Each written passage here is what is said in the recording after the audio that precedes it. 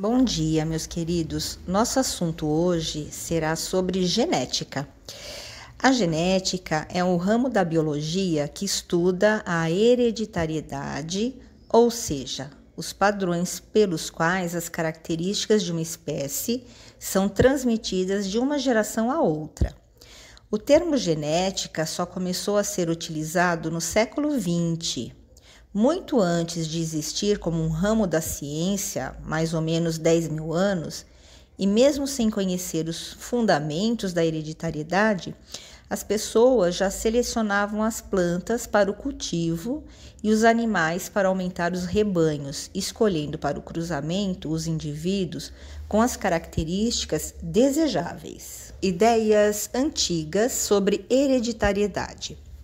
Na Grécia Antiga, os filósofos discordavam com muitas ideias para explicar os mecanismos da hereditariedade. Vamos ver algumas ideias que eles tinham. Alquimeon achava que homens e mulheres tinham sêmen que se originavam no cérebro, veja isso. Empédocles, ele achava que o calor do útero era decisivo na determinação do sexo. Útero quente originava meninos e útero frio originava meninas. Anaxágoras, o sêmen corria apenas no homem e continha um protótipo do novo ser. Anaxágoras postulou a teoria direita e esquerda. Meninos eram gerados no testículo direito e meninas no testículo esquerdo. Hipócrates propôs que cada órgão do corpo do pai produzia partículas que se reuniam no sêmen e eram transmitidas à descendência durante a reprodução. Essa hipótese foi chamada de pangênese. Hipócrates sugeriu também que as características adquiridas ao longo da vida de uma pessoa modificavam aquelas partículas e poderiam ser transmitidas aos seus descendentes. Na Grécia Antiga, o filósofo Hipócrates propôs que cada órgão do corpo do pai produzia partículas que se reuniam no sêmen e eram transmitidas à descendência durante a reprodução. Essa hipótese foi chamada de pangênese. Hipócrates sugeriu também que as características adquiridas ao longo da vida de uma pessoa modificavam aquelas partículas e podiam ser transmitidas aos seus descendentes. O filósofo grego Aristóteles não concordava com as ideias de Hipócrates, pois suas observações indicavam, entre outras coisas, que muitas características adquiridas pelos pais durante a vida não eram transmitidas aos filhos. Para Aristóteles, as bases da hereditariedade estavam contidas no esperma e no sangue menstrual, e a interação entre esses materiais era responsável pelo desenvolvimento de um novo indivíduo. Segundo Aristóteles, de que maneira que ocorria a diferenciação dos sexos? O macho fornecia a essência, fonte da forma e do movimento. A fêmea fornecia a matéria básica, que nutria o ser em formação. Se o desenvolvimento do feto fosse normal, as qualidades do pai teriam prevalecido. Se ocorresse falhas no desenvolvimento do feto, seria por culpa da mãe. Falhas maiores fariam prevalecer as características dos avós e sucessivamente de ancestrais mais distantes, até o limite de ser gerado um ser mal formado, um monstro. Contribuições importantes para o conhecimento da herança biológica. William Harvey, que era um médico inglês, ele propôs que todo ser animal se origina de um ovo. Ele acreditava que o ovo produzido pela fêmea necessitava ser fertilizado pelo sêmen do macho, se opondo à geração espontânea, muito difundida na época. Na geração espontânea, eles acreditavam que a vida surgia da matéria sem vida, inclusive.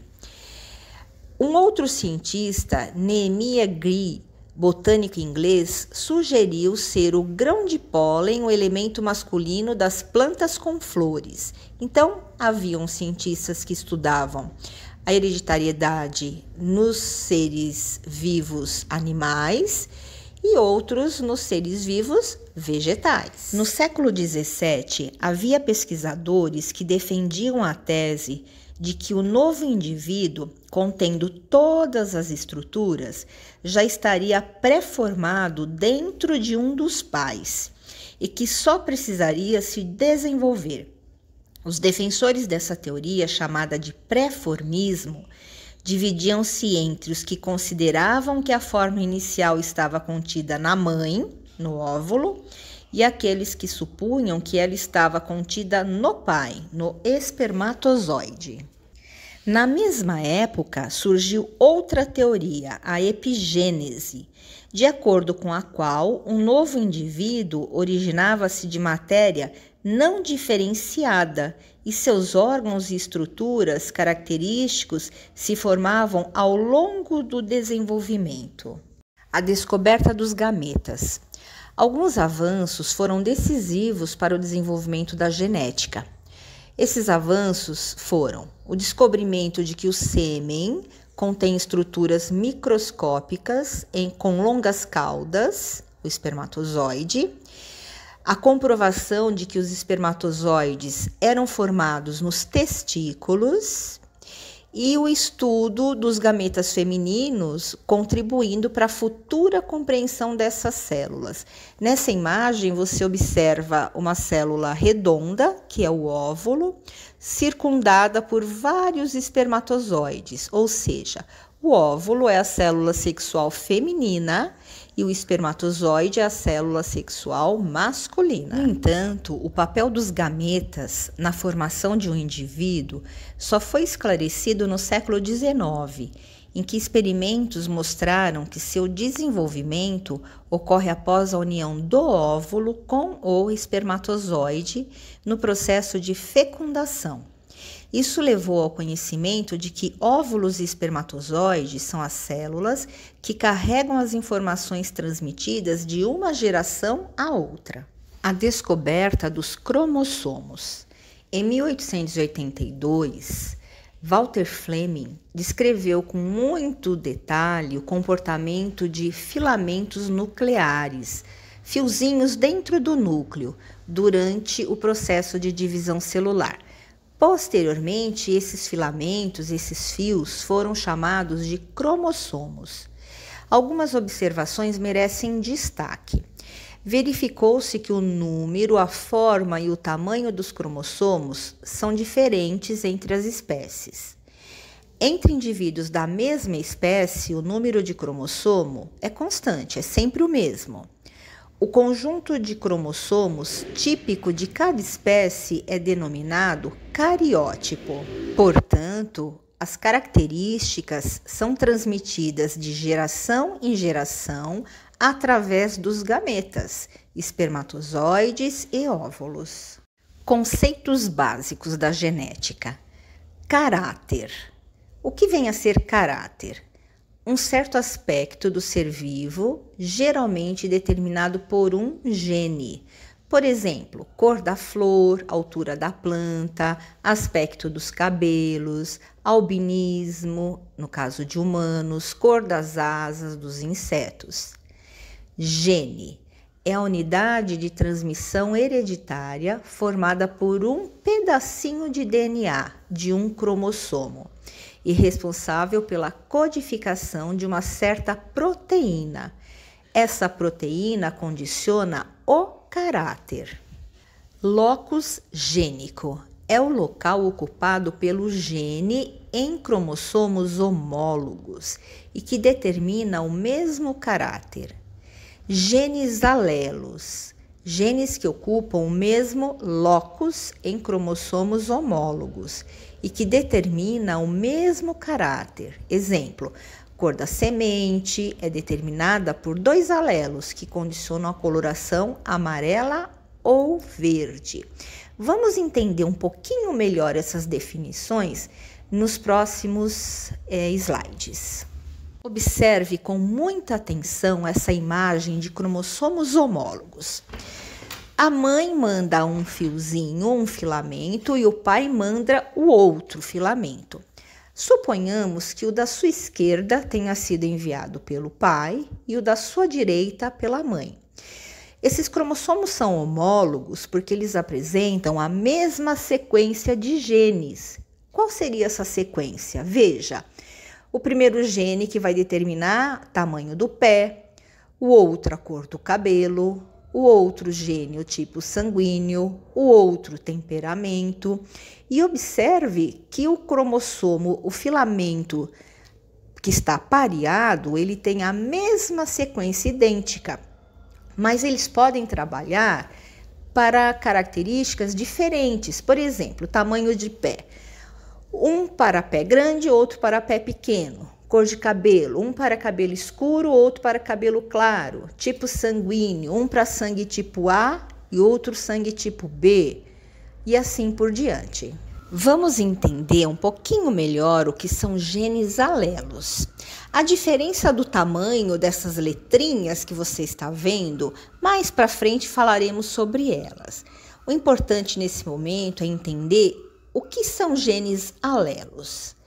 São genes presentes nos mesmos locais em cromossomos homólogos. Lembra, cromossomos homólogos são aqueles que são do mesmo tamanho e que têm a mesma sequência de genes. Qual seria a nossa sequência aí? P, C, esse I com a letrinha A em cima e um Azinho pequenininho, isso no filamento da sua esquerda. No filamento da sua direita, a letra P, a letra C maiúscula, o I grande com a letra B em cima e o Azinho embaixo. Lembre-se, essa diferença no tamanho das letrinhas, falaremos sobre elas futuramente. Mais importante que você guarde na sua cabecinha que cada parzinho de letras representam genes alelos, ou seja, ocupam a mesma posição em cromossomos homólogos. Mais uma vez, cromossomos homólogos são aqueles que nas células somáticas formam um par. Possuem o mesmo tamanho, têm a mesma posição de centrômero e possuem genes para o mesmo caráter. Vamos traduzir isso aí. Células somáticas são células que formam o nosso corpo.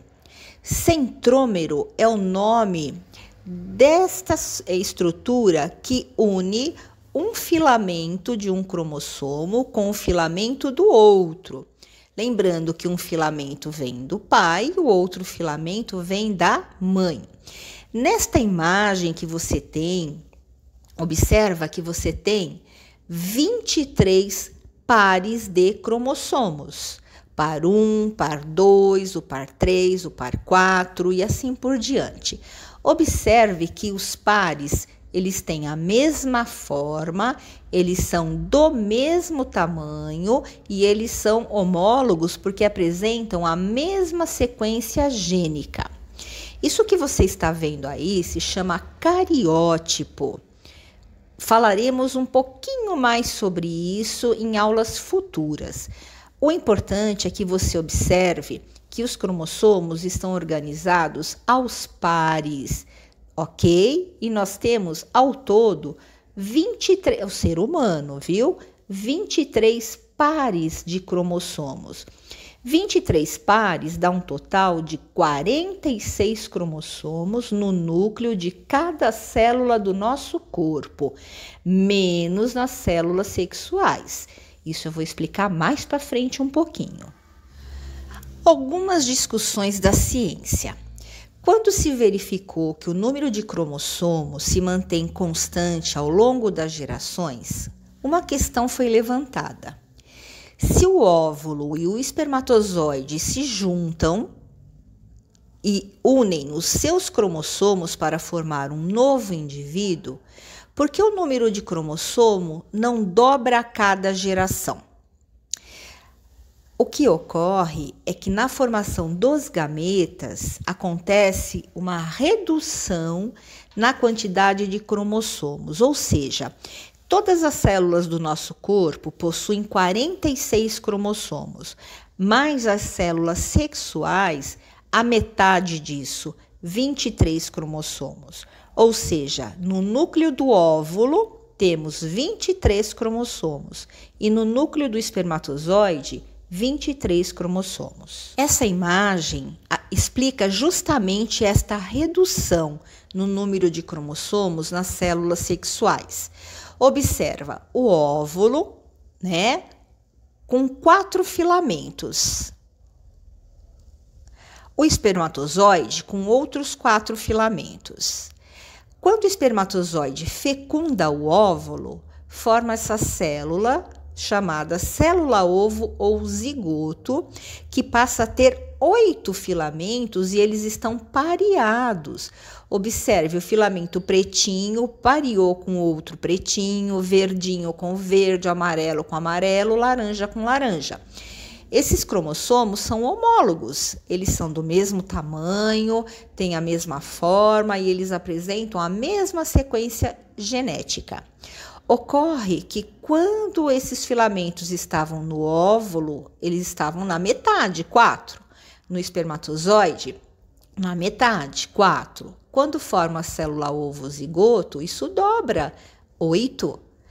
O espermatozoide, ele é chamado de N, e o óvulo também, por conta de ter a metade do número de cromossomos.